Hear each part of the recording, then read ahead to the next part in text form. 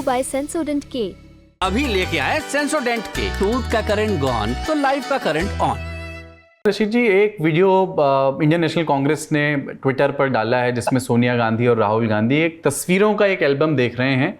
अमेठी और रायबरेली में जब जब गांधी परिवार के सदस्य गए हैं वो तस्वीरें उसमें हैं। उसमें दिख भी रहा है कि राजीव गांधी दिख रहे हैं उस तस्वीर में।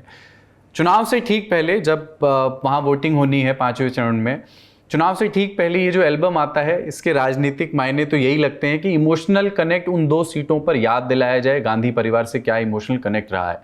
थोड़ा सा इसको समझाएं और इसके इतिहास को थोड़ा सा बताएं, और अगर आपकी मेमोरी में भी याद आता हो कोई किस्सा, आपका कोई ऐसा तजुर्बा रहा हो जब आपने गांधी परिवार को अमेठी रायबरेली में लोगों से कम्युनिकेट करते हुए देखा हो, इससे पिछले वाली जनरेशन को भी। जी देखिए कुलदीप, जब ये अमेठी रायबरेली की बात आती है तो नेहरू गांधी परिवार के उनके बड़े लंबा उनका एक रिश्ता है, खट्टे मीठे अनुभव है, मीठे ज्यादा है, खट्टे कम है। लेकिन खट्टे में इसलिए कहूँ क्योंकि वहां से संजय गांधी भी एक बार चुनाव हारे, इंदिरा गांधी भी चुनाव हारी, तो तमाम बातें एक लंबा सिलसिला है। ये वीडियो का जो मुझे लगता है एक राजनीतिक पहलू है, बताने के लिए, दर्शाने के लिए, क्योंकि बार बार भाजपा ने, नरेंद्र मोदी जी ने, स्मृति ईरानी ने, तमाम भाजपा के लोगों ने बार बार ये कहा है कि जैसे राहुल गांधी ने अमेठी छोड़ दिया, अमेठी त्याग दिया, अमेठी से उनके भावनात्मक रिश्ते खत्म हो गए, डर गए, तो मेरे ख्याल से उसका एक काउंटर नैरेटिव है।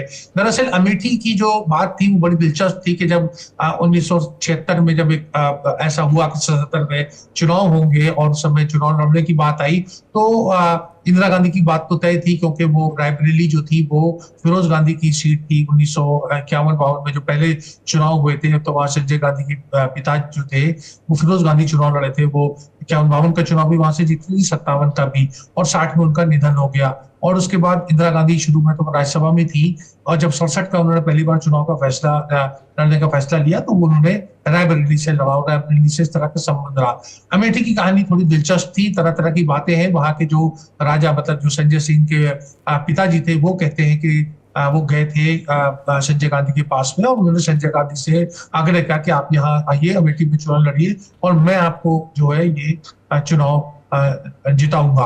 उनका पूरा का पूरा एक आश्वासन था, उनका एक वहां पर दबदबा था। और संजय गांधी ने उनसे ये भी पूछा, क्योंकि संजय गांधी के पास पंजाब और मध्य प्रदेश दो और जगह से ऑफर थे जो उनको ज्ञानी जैल सिंह ने और श्यामा चरण शुक्ला ने दिए थे। तो संजय गांधी सोच रहे थे, फिर उन्होंने अमेठी का निर्णय लिया कि अमेठी से वो चुनाव लड़ेंगे। अमेठी में एक बार चुनाव में एक बड़ी दिलचस्प घटना ये हुई कि 77 के चुनाव में ही संजय गांधी थे, उन्होंने एक तरीके से दिलीप कुमार को तलब किया, और दिलीप कुमार जो जिनका बड़ा एक्टर, क्या आप आइए हमारे लिए प्रचार करिए। और दिलीप कुमार के पास ना कहने की गुंजाइश नहीं थी। दिलीप कुमार आए, और जब वो आए, लेकिन वो मुझे याद है कि वो 7 मार्च 1977 को पहुंच गए। तो फुर्सतगंज जब एयरपोर्ट पे पहुंचे तो वहां उन्हें कोई मिला नहीं, कोई ना रिसीव करने वाला, ना गाड़ी, ना घोड़ा, ना कुछ।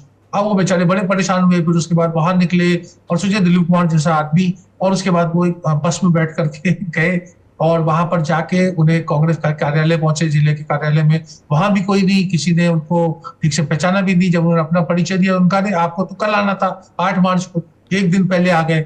और फिर उसके बाद उनसे शाम को उनको एक सभा में ले जाया गया, लेकिन सभा में लोगों को पता नहीं था कि दिलीप कुमार आ रहे हैं, तो बहुत कम लोग थे। तो दिलीप कुमार ने अपनी किताब में भी उसका उल्लेख किया है। मैंने अपने एक रिपोर्टर की हैसियत से मैंने देखा कि जब राजीव गांधी चुनाव लड़ रहे थे 1989 का और 1991 का, जिसके उसके बीच में उनका निधन हो गया, तो सोनिया गांधी उनका प्रचार करती थी। और वो बड़ा जो ग्रामीण क्षेत्र में बड़ा लोगों को उत्सुकता होती थी, तो वो जाके कहती थी कि एक शब्द बोलती थी कि पति जी को वोट दीजिए, पति जी को वोट दीजिए। तो उन्हें लगता था कि सोनिया गांधी एक उस समय ज्यादा इस चीज का वो था, लोगों को लगता था कि विदेशी मुल्क की एक महिला आ रही है और हमसे वो हिंदी में वोट मांग रही है और कह रही है पति जी को वोट दीजिए। और इसी तरीके से कुछ उनको खाने पीने का गुड़ और कुछ इस तरह की शक्कर वगैरह ऑफर की जाती थी, जो सोनिया गांधी खा लेती थी, बच्चों को गोद में लेती थी, इस तरह की चीजें करती थी। तो राजीव गांधी की कामयाबी के पीछे जो था वो सोनिया गांधी का बड़ा रोल था, और उस समय भी